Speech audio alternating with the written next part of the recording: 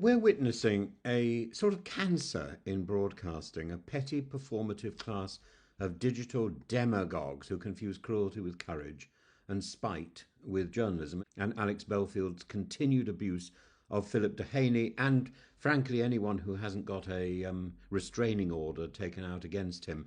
Uh, and Philip is a man he's already been convicted of stalking. And both incidents reflect something deeper, a culture of monetized malice in which online personalities use their platforms not to inform or enlighten, but to wound, provoke, and profit. In the case of Belfield, he's got two little pictures of the front covers of his books, which he's promoting, and he's saying that Philip Dehany has bought them. Well, it's not true. It's simply not true. The only reason he's doing this, presumably, the only reason I can assume is that he wants an excuse to be able to promote his books. In the same way, he's put out a thing saying that his tour has been cancelled. His tour, there's only one venue that he's actually booked, as far as I can see, and that he's got a rather pitiful number of patrons who have foolishly bought tickets, and he claims that he's been told the tour has to be cancelled because he can't profit from his time in prison. Well, I think the only thing that's been cancelled formally is the mugs with his mugshot on. So it's difficult to quite know what is true and what is not true when it comes out of the mouth of somebody like Alex Belfield. Alex Belfield is not merely a disgraced former broadcaster, he's a convicted stalker, a man found guilty of persistently and abusing, targeted and abusively targeting several individuals, including the journalist Jeremy Vine and the theatre blogger Philip Dehany. Yet Belfield continues to post videos, still mocking, still attacking, and his latest effort includes a new jibe at Dehany, whom he refers to as a victim in mocking quotation marks, and whom he had previously implied as HIV positive during the criminal trial.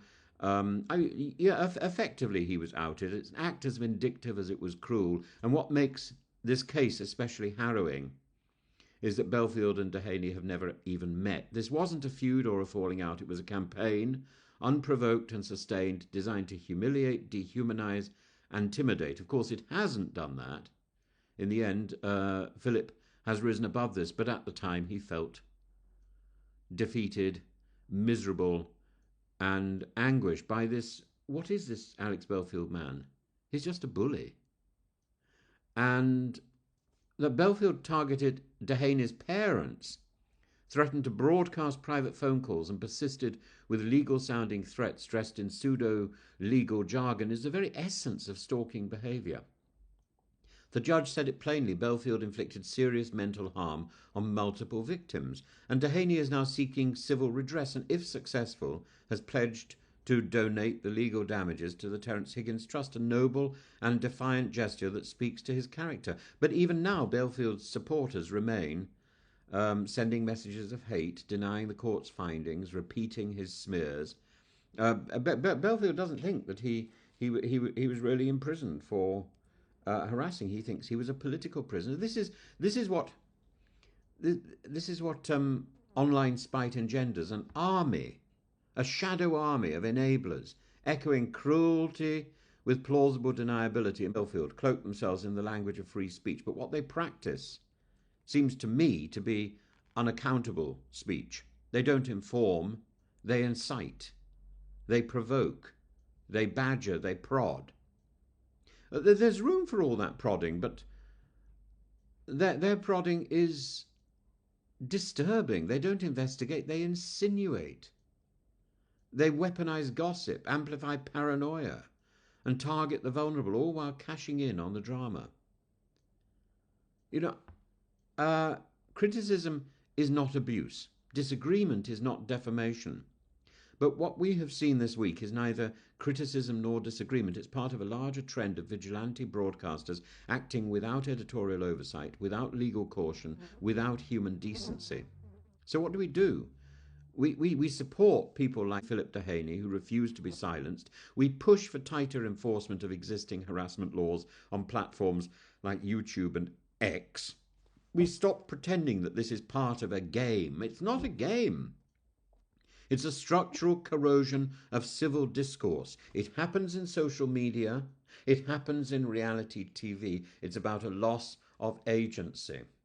And finally, we refuse to give airtime, subscriptions, or credibility to those who turn YouTube into a courtroom of cruelty. Belfield has been convicted, but there will be others. There already are others. And that's why it's necessary to speak up, not just for the victims, but for the standards of truth, decency, and responsible speech that we must demand in the public square. And that should be the answer to all of this spite.